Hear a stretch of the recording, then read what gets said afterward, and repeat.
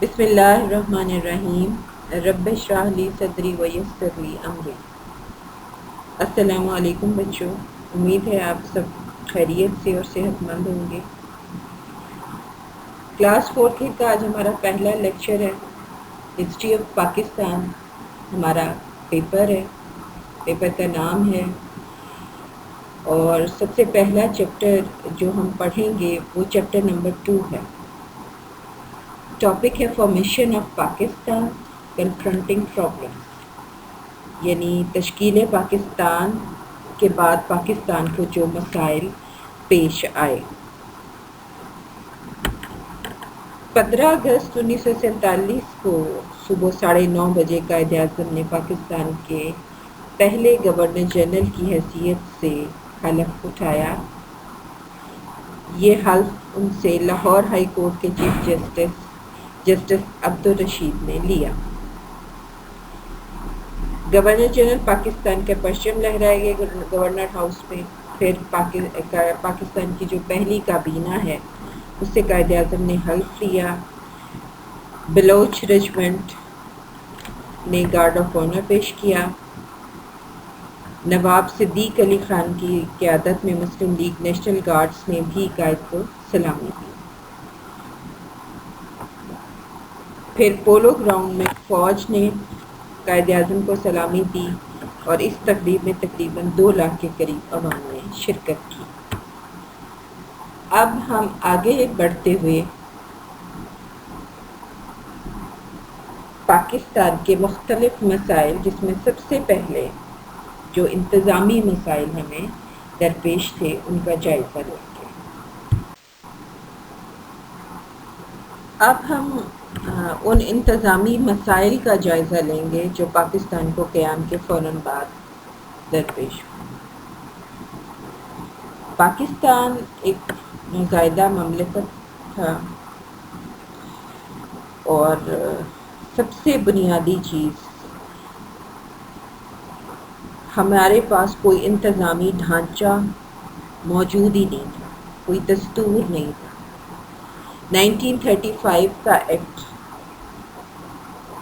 جس کو 1935 کے قانون حکومت ہند بھی کہا جاتا ہے، اس کے تحت اختیارات منتقل ہوئے تھے ہندوستان اور پاکستان کو۔ اسی میں کچھ امینڈمنٹس کر کے اس کو پاکستان کا آئین بنا دیا گیا۔ خود قائد اعظم بھی ایک بہت بلند پایہ کے قانون دان تھے، اور انہوں نے اس طرف سب سے پہلے توجہ دلائی، اور جسٹس محمد شریف صاحب کو یہ کام سونپا گیا کہ وہ قانون میں مناسب ترامیم کر کے پاکستان کے لیے، حکومت پاکستان کے لیے 35 کے ایکٹ کو قابل عمل بنائیں گے۔ چنانچہ ایک انٹرم کانسٹیٹیوشن تیار ہوا۔ یہ وفاقی طرز کا تھا۔ اس میں جو شامل اکائیاں تھیں وہ تھیں مشرقی بنگال، پنجاب سرحد جس کو موجودہ پختونخوا صوبہ کہا جاتا ہے، سندھ اور بلوچستان۔ اس کے علاوہ مختلف ریاستیں جس میں بہاولپور، سوات، دیر، خیرپور وغیرہ شامل تھے، ان کی شمولیت کی گنجائش بھی موجود تھی۔ پارلیمانی فارم آف گورنمنٹ کو برقرار رکھا گیا۔ پھر دوسرا تھا ہماری پارلیمنٹ کے حوالے سے۔ پاکستان کی جو پہلی پارلیمنٹ کی بچوں، اس میں وہ تمام ممبرز جو اس سے پہلے 45-46 کے الیکشن میں الیکٹ ہوئے تھے پاکستانی علاقوں سے، تقریباً ان کی تعداد 69 تھی، وہ سب کے سب اس پارلیمنٹ میں شامل تھے۔ یہ ارکان جو بھارتی علاقوں سے ہجرت کر کے پاکستان پہنچے، اس کے رکن بنائے گئے، اور ریاستوں کو بھی اس میں نمائندگی دی گئی۔ بعد میں اس میں 10 سیٹوں کا اضافہ کر دیا گیا، اور ٹوٹل جو ممبرز تھے وہ 79 ہو گئے، اور اس طرح پاکستان کی ایک نئی دستوریہ وجود میں آئی، جس کو قانون ساز اسمبلی کے طور پر بھی کام کرنا تھا۔ پھر آ جاتا ہے اگلا نمبر 3 پر، کہ ایک پرچم بھی ظاہرہ قوموں کی شناخت ہوتا ہے۔ اس سے پہلے مسلم لیگ کا جو سبز جھنڈا تھا، اس میں وہ مسلم لیگ کا جھنڈا شمار ہوا پوری پاکستان موومنٹ میں، اور یہ تجویز کیا گیا کہ اس میں سفید پٹی کا اضافہ کر دیا جائے تاکہ جو اقلیتوں کی نمائندگی ہے وہ بھی ممکن ہو سکے۔ माउंट बैटन जो कि आखिरी वाइसराय था, उसकी तजवीज़ पर चाँद को 45 दर्जे पर हम देकर उसे नए तलू होने वाले चाँद की असली हालत के मुताबिक किया गया और इस तरीके से ये चाँद सितारे वाला वर्जन वजूद में है। उसके बाद नंबर 4 पर है नया दारुल हुकूमत। इसके लिए कराची को मुंतखब किया गया। पंजाब और बंगाल चूँकि इस वक्त उनकी तकसीम हो रही थी और इस मरहले से गुजर रहे थे, सिर्फ सिंध ही एक ऐसा सूबा था और जहाँ तक सरहद का ताल्लुक है वहाँ पर कांग्रेसी हुकूमत कायम थी, इसलिए सिर्फ एक सूबा बचता था, वो सिंध, जहाँ पर मुस्लिम लीग की वजारत थी और कराची की आबो हवा भी बड़ी मोतदिल थी। फिर मशरक़ी बंगाल से भी यहाँ से रब्ता आसान था और कराची के गवर्नर हाउस को फिर गवर्नर जनरल की रिहाइशगाह के तौर पर अख्तियार किया गया। सिंध की जो असम्बली थी उसको वहीं पर पहली दस्तूरिया का इजलास बुलाया गया। फिर दफ्तर और रिहायशी ज़रूरियात के लिए बहुत सारी निजी इमारतें भी हासिल की गईं। फौजी बारकों को दफातर के तौर पर इस्तेमाल किया गया। शामियाने तक लगाए गए। पाकिस्तान के जो हिस्से का फर्नीचर था, स्टेशनरी थी, वो अभी तक हिंदुस्तान से हमारे पास नहीं पहुंची थी। कायद ने सिंध की काबीना के वज़रा को बुलाया और इन तमाम मसाइल से उहदा बरा होने का हुक्म दिया। फिर एक और बड़ा मसला था जो कि नंबर 5 पर आप देख सकते हैं, वो है सरकारी मुलाजमीन के हवाले से उनकी मुंतकिली का मसला। किसी भी मुल्क को सरकारी मुलाजमीन के बगैर चलाना मुमकिन नहीं होता। ज़ाहिर वही इंतज़ामी मामलात को देखते हैं। तक़सीम हिंदुस्तान के वक्त आइन में ये हक़ दिया गया था कि दोनों मुल्कों में से जिसकी चाहें मुलाजमीन जो हैं वो मुलाजमत इख्तियार कर सकते हैं। अमली तौर पर ये सिर्फ एक फॉर्मल सा सिलेक्शन थी और ज़ाहिर मुलाजमीन ने मजहबी बुनियादों पर ही इसका इंतखाब किया। पाकिस्तान को अपने इस जो इंतज़ामी मामलात हैं उसको मुरतब करने में ख़ासी दिक्कत पेश आई, क्योंकि जो मुलाजिम हिंदुस्तान में मुकीम थे उनको वहाँ से पाकिस्तान मुंतकिल करने के लिए पहले तो स्पेशल ट्रेनें चलाने का फ़ैसला किया गया, लेकिन 8 अगस्त को एक स्पेशल ट्रेन जो बठिंडा से लाहौर की तरफ रवाना हुई तो रेलवे लाइन को डायनामाइट से उड़ा दिया गया। 3 डिब्बे इसके टुकड़े टुकड़े हो गए और 3 पटरी से उतर गए और ये एक बहुत बड़ा रिस्क बन गया मुलाजमीन के लिए ट्रेन को इस्तेमाल करना। हैदराबाद और मारवाड़ के ज़रिए गाड़ियाँ चलाई गईं, लेकिन ख़तरनाक हिंदू मुस्लिम फसादात ने रेल के सफ़र को तकरीबन नामुमकिन बना दिया मुलाजमीन के लिए। 14 अगस्त तक ज़्यादा से ज़्यादा 1/3 सरकारी मुलाजमीन पाकिस्तान पहुँच पाए थे और ये बहुत बड़ा खला था जिसको पुर करना हुकूमत के लिए बहुत मुश्किल हो गया था। लिहाजा ये फ़ैसला किया गया कि इन मुलाजमीन को हवाई जहाज़ के ज़रिए से कराची पहुँचाया जाएगा। टाटा ओरिएंट एयरवेज़ की अभी 18 परवाज़ें ही पाकिस्तान पहुँची थी कि हुकूमत हिंद ने इस कंपनी को सरकारी तहवील में ले लिया और पाकिस्तानी अफसरों को काम करने से भी रोक दिया गया। फिर इसके बाद BOAC से रब्ता किया गया, यानी ब्रिटिश एयरवेज़ कंपनी, और ऑपरेशन पाकिस्तान के नाम से उसने 26 तैयारे इस काम पर लगाए और 4 सितंबर से इस काम का आगाज़ हुआ। इन मुलाजमीन की मुंतकिली के लिए हिंदुस्तानी इलाके में दफ्तर तबादला कायम किए गए, कराची में इस्तक़बालिया कायम किए गए और बड़ी मुश्किलों से इस इंतज़ामी सुकून को पुर किया गया। अब ये तो थे वो इंतज़ामी मसाइल जो पाकिस्तान को क़याम के बाद पेश है। अब आगे चलते हैं। अब अगला जो हमारा इस हवाले से टॉपिक है वो सियासी मसाइल हैं जो पाकिस्तान को दरपेश थे। इसमें सबसे अहम जो मसला था सियासी तौर पर वो बरतानवी हुकूमत का तर्ज़।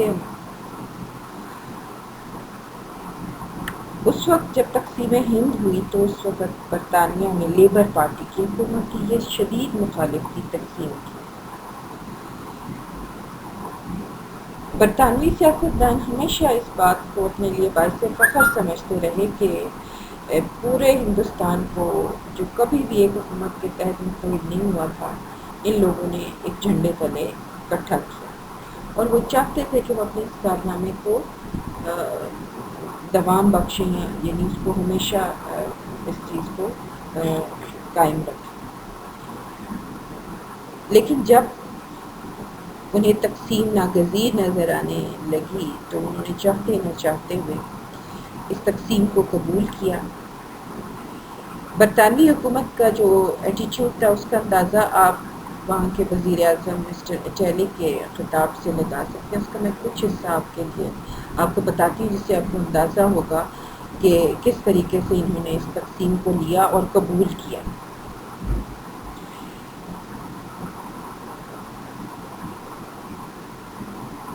انہوں نے یہ تقسیم اس وجہ سے کی کہ وہ سمجھتے تھے، برطانوی سیاستدان بھی اور جو برسر اقتدار طبقہ بھی، کہ واحد جو متبادل راستہ ہے ہندوستان کے مسئلے کا وہ تقسیم ہی ہے۔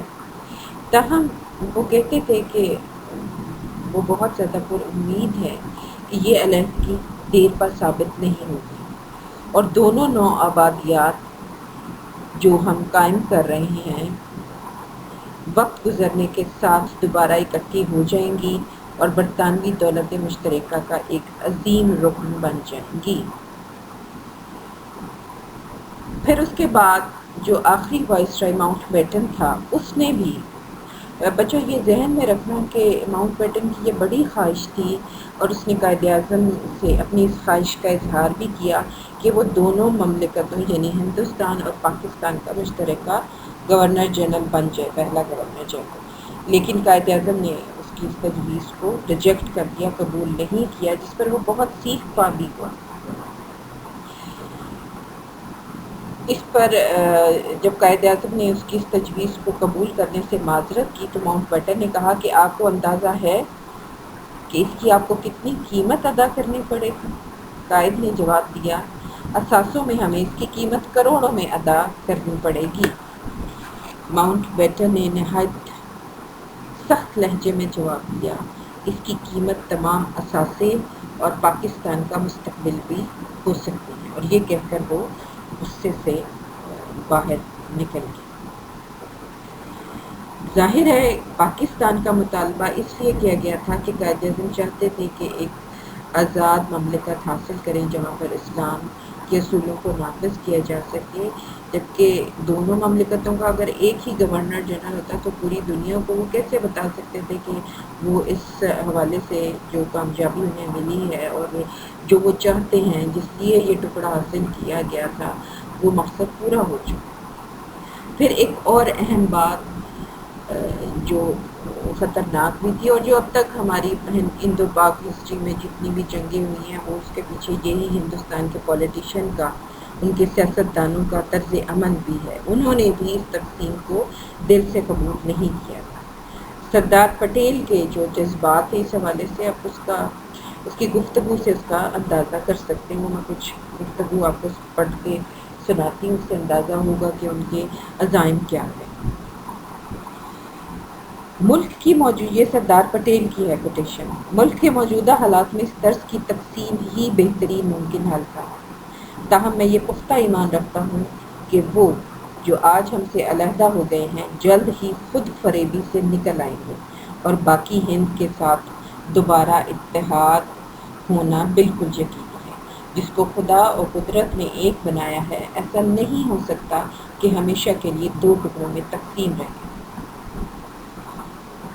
اس نے تقریر کے دوران پورے وثوق سے کہا کہ تقسیم بالکل عارضی ہے، اور میں نے تقسیم کو اس لیے قبول کیا کہ مجھے یقین ہو گیا تھا کہ ہند کو متحد رکھنے کے لیے اس وقت اس کی تقسیم لازمی ہے۔ اب یہی فکر تھی جس نے ہندوستان کی قیادت کو بار بار پاکستان کے آگے مختلف مسائل کھڑے کرنے، ہرڈلز کریٹ کرنے کے لیے آمادہ کیا، اور انہوں نے ایسا کیا بھی۔ پھر اس سے بڑھ کر اگلا پوائنٹ کی طرف جب ہم جاتے ہیں، چوتھا جو آپ کو نظر آ رہا ہے وہ ریڈ کلف ہے۔ تقسیم کے لیے دو کمیشن مقرر کیے گئے تھے، دونوں کا سربراہ ایک انگریز تھا، یہ وکیل تھا سر سیرل ریڈ کلف، یہ پچھلے پیپر میں بھی میں آپ کو بتا چکی ہوں۔ دونوں کمشنوں میں پاک بھارت نمائندے بھی تھے، دو نمائندے تھے جو ہائی کورٹ کے ججز تھے۔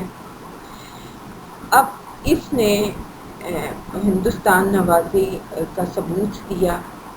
بہت سارے علاقے جو پاکستان کے حصے میں آتے تھے اس میں بھارت کو دیے، جیسا کہ پٹھان کوٹ اور گرداسپور کی تحصیلیں، مقصد اس کا کشمیر تک بھارت کو رسائی دینا تھا۔ پھر اس کے علاوہ مسلمانوں کو ضلع امرتسر کی تحصیل امبالہ، ضلع ہوشیارپور کی تحصیل وسوہا، ہوشیارپور اور نکودر تحصیل جلندھر سے محروم کیا گیا۔ ضلع فیروز پور کی تحصیل زیرہ کو بھارت میں شامل کرنے کے لیے بالکل آخری وقت میں ایوارڈ میں تبدیلی کی گئی۔ پھر اس کے علاوہ لاہور کے ضلع کی تحصیل قصور اور لاہور کے بہت سارے علاقے یہ بھی پاکستان کی بجائے بھارت میں شامل کیے گئے۔ مطلب آپ یہ سمجھیں کہ ایک کٹا کٹا پاکستان تھا جو ہمارے حوالے کیا گیا۔ اور سب سے اہم انسانی حوالے سے جو مسئلہ تھا وہ مائیگریٹرز کا، یعنی مہاجرین۔ شروع میں تبادلہ آبادی کی کوئی اسکیم نہیں تھی، لیکن سکھوں نے اس بات پر اصرار کیا۔ ان کا جو لیڈر تھا گیانی کرتار سنگھ، اس نے اپنے جو بھی اس کے ارادے تھے اس سے پنجاب کے گورنر ایون جیکنز کو مطلع کیا، اور ساتھ ہی یہ دھمکی بھی دی کہ اگر ایسا نہیں کیا گیا تو بہت زیادہ خون خرابہ ہوگا، اور ان کو بھارتی ہندو سیاستدانوں خاص طور پر سردار پٹیل جیسی شخصیت کی پشت پناہی بھی حاصل تھی، اور خود بہت سارے انگریز بیوروکریسی بھی ان کی فوجی خدمات کے پیش نظر ان بیچارے سکھوں سے ہمدردی رکھتے۔ جب ماؤنٹ بیٹن جو آخری وائس رائے تھا اس کے علم میں یہ بات لائی گئی تو اس نے کہا کہ کم از کم، بڑے یقین سے اس نے یہ لفظ کہے کہ کم از کم اس مسئلے پر میں آپ کو یقین دلا سکتا ہوں کہ میں اس بات کا پورا انتظام کروں گا کہ کوئی کچھ خون اور بلوا نہ ہو۔ اگر کسی وقت معمولی ایجیٹیشن بھی ہوئی تو میں شورش کو سر اٹھانے سے پہلے ہی کچل دینے کے لیے سخت ترین اقدامات کروں گا۔ لیکن ان تمام یقین دہانیوں کے باوجود ہی ایک خون اور آگ کی ہولی تھی جو پورے پنجاب میں کھیلی تھی۔ 15 اگست کو، اب اس کی تفصیل ہمیں ہمارے بڑوں نے بھی بتائی، اکثر جو ہمارے کالج میں پاکستان ڈے سیلیبریشن کے حوالے سے پروگرام ہوتے ہیں اس میں بھی میں اکثر بتاتی رہتی ہوں کہ کس حد تک دردناک واقعات تھے جو رونما ہوئے۔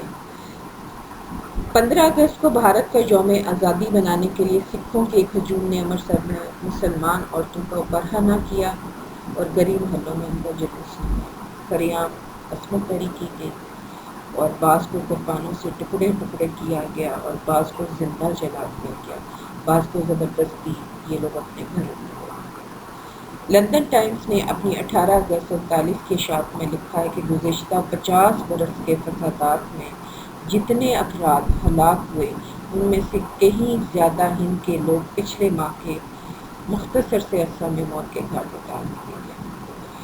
جب امرتسر اور جلندھر کے فسادات کی خبریں مغربی پنجاب میں پہنچی، یہ ذہن میں رہے کہ جو مسلمانوں کی اکثریت کا پنجاب والا حصہ تھا وہ مغربی پنجاب اور سکھوں کی اکثریت والا مشرقی پنجاب کہلاتا ہے۔ بہرحال جب امرتسر اور جلندھر کے فسادات کی خبریں ادھر پہنچی مغربی پنجاب میں، تو راولپنڈی اور ملتان میں اس کا شدید رد عمل ہوا، اور یہاں پر بھی مسلمانوں نے غیر مسلموں کو قتل عام کیا، اور اس طرح سے ان جوابی اقدامات نے پورے پنجاب کو قتل گاہ بنا دیا۔ ان لاکھوں کی تعداد میں جو بے گھر بے سر و پال لٹے پٹے، آپ کو جو ہے اکثر جو 14 اگست پہ موویز چلتی ہیں اس میں تصاویر نظر آتی ہیں مائیگریٹرز کی کہ کس طرح قسم کرسی کے عالم میں پاکستان پہنچے۔ چودھری محمد علی اپنی کتاب ظہور پاکستان میں لکھتے ہیں کہ یہ ایک بہت بڑا انتظامی مسئلہ تھا، اور وہ کہتے ہیں کہ تشدد کے بھونچال سے معاشی نظام تہس نہس ہو گیا۔ ماسٹر تارا سنگھ نعرے لگاتا رہا کہ یہ جنگ ہے جنگ۔ مہاجر کیمپ قائم کیے گئے پاکستان میں، جہاں آنے والے خواہش مندوں کو امرتسر، بٹالہ، ہوشیارپور، دلی کے مہاجر کیمپوں میں رکھا گیا، اور پھر وہاں سے ان کو لاہور اور شیخوپورہ کے کیمپوں میں منتقل کیا جاتا ہے۔ بہت بڑا ایک انتظامی اور پریشان کن مسئلہ تھا. مثال کے طور پر جیسا کہ آپ کی کتاب میں بھی درج ہے کہ 18 ستمبر 1947 کو اطلاع ملی کہ صرف جالندھر ڈویژن میں 18 لاکھ افراد پاکستان پہنچائے جانے کے لیے انتظامات کے منتظر ہیں. اب نہ ان کو خوراک کی سہولت میسر ہے، نہ پانی، نہ سایہ، صحت، صفائی اور طبی امداد تو بہت اوپر کی بات ہو جاتی ہے. 4 ستمبر 47 کو لندن ٹائمز نے مسلمانوں کے ایک 20 میل لمبے قافلے کے بارے میں اطلاع شائع کی اور اس قافلے میں 20,000 سے زائد افراد تھے اور اکثر پیدل ہی پاکستان کی طرف بڑھ رہے تھے. یہ گرتے پڑتے تقریباً آپ دیکھیں کہ 70 لاکھ کے قریب مہاجرین تھے بے سر و سامان. ان کے پاس کپڑوں کے علاوہ جو ان کے جسم پر تھے اور کچھ بھی نہیں تھا، اور ان کپڑوں کی بھی دھجیاں اڑی تھی. اسی دوران بارشیں ہوئی جس سے بہت سارے وبائی امراض کا بھی شکار ہوئے. بچوں کو، معصوم بچوں کو ان کی ماؤں کی گودوں سے کھینچ کر اور ان کے درمیان میں سے چیر دیا گیا. عورتوں کی بے حرمتی ان کے باپ اور شوہروں کے سامنے کی گئی. بہرحال یہ سب چیزیں ایک تو انسانی اعتبار سے بہت بڑا سانحہ تھی، دوسرا معاشی اعتبار سے پاکستان کی نئی حکومت کے لیے بہت بڑا بوجھ تھی. قائد کو بار بار اس مسئلے کا خود جائزہ لینا پڑتا اور وہ بڑے غمزدہ لہجے میں یہ کہتے کہ پاکستان کو پیدا ہوتے ہی اس کا گلا گھونٹ دینے کے در پہ ہے. پھر ایک اور مسئلہ نمبر 6 کی طرف اگر آپ چلے جائیں تو ممبرشپ ایشو. ممبرشپ ایشو یہ تھا کہ جو بین الاقوامی ادارے ہیں جیسے یونائٹڈ نیشن ہے اور سیٹو سینٹو وغیرہ، ان تمام کی ممبرشپ جو آئی وہ بھارت کے حصے میں آئی. پاکستان کو دوبارہ سے ان بین الاقوامی اداروں کی رکنیت کے اختیار کرنے کے لیے درخواستیں ہوئی. پھر ایک اور مسئلہ تھا سرحدی گاندھی نے اٹھایا اور وہ تھا پختونستان کا مسئلہ. خان عبد الغفار خان نے ریفرینڈم کا بائیکاٹ کیا. تفصیل میں اس کی آپ کو تھوڑی سی بتا دوں. ان کا مطالبہ تھا کہ سرحد کے عوام کو بھی یہ حق دیا جائے کہ وہ آزاد ریاست بنانا چاہیں تو پختونستان بنا سکیں. 21 اگست 47 کو قائد نے خان صاحب کی وزارت کو برطرف کر دیا تو خان صاحب نے اپنے ہم خیال سربراہوں کا ایک کنونشن منعقد کیا. پختونستان کا مطالبہ کرتے ہوئے انہوں نے کہا کہ شمال مغربی سرحدی صوبہ کے 6 طے شدہ اضلاع اور آس پاس کے پٹھان علاقے اس پختونستان میں شامل ہوں گے. یہ مملکت دفاع، امور خارجہ اور مواصلات کے شعبوں میں پاکستان ڈومینین سے سمجھوتہ کرے گی. اور آخر میں جلسے کے آخر میں خان صاحب نے کہا کہ وہ پختونستان کے قیام کے لیے زندگی بھر جدوجہد کرتے رہیں گے. انہوں نے کہا کہ میں 1930 میں جن اصولوں پر کاربند تھا آج بھی ان پر عمل پیرا ہوں، اس لیے میرا راستہ قطعی صاف ہے. میں اس راستے سے نہیں ہٹوں گا خواہ دنیا میں تنہا ہی کیوں نہ رہ جاؤں. اب یہ ایک بہت بڑا سیاسی اعتبار سے مسئلہ تھا سمجھنے کے، جس کو کہتے ہیں نا کہ آستین کا سانپ کا لال کے پاس اور قائد اعظم کو اس سے بھی نبرد آسمان ہوتا تھا. پھر آپ نمبر 8 پر چلے جائیں تو آتا ہے جو مغربی قبائل پٹا ایریا. بچوں یہ جو ایریاز تھے نا، یہ کبھی بھی حکومت برطانیہ کے ماتحت نہیں رہے، ہمیشہ ان کے ساتھ ان کا ٹکر چلتا رہا. حکومت جو تھی برطانوی یہ سیاسی جیٹوں کے ذریعے سے یہاں پر امن و امان قائم رکھتی تھی اور پھر یہ پولیٹیکل ایجنٹ جو قبائلی شیخ ہوتے تھے ان کو امدادی رقم بھی دیتے تھے. اور چونکہ ان قبائلی شیوخ کی طرف سے ان کو ہمیشہ بغاوت کا خطرہ رہتا تھا، اس لیے کافی فوج بھی یہ مغرب میں مقرر کرتے تھے. اب چونکہ سچویشن بدل گئی تھی، ایک اسلامی حکومت اور مسلمانوں کی حکومت اور ان کا ملک وجود میں آ گیا تھا، تو یہ نئے سرے سے یہاں کے لوگوں سے ہم اپنے رشتوں کو بھی استوار کرنا تھا. یہ آج کا ہمارا لیکچر تھا پولیٹیکل اور ایڈمنسٹریٹو پرابلم سے ریلیٹڈ. آپ کا یہ لیکچر میں آپ کے جو گروپ ہے اس میں بھی شیئر کر دوں گی. کوئی پرابلم ہو، کوئی کنفیوژن ہو تو آپ مجھ سے کوشچن وہاں پر پوچھ سکیں. اوکے، اللہ حافظ.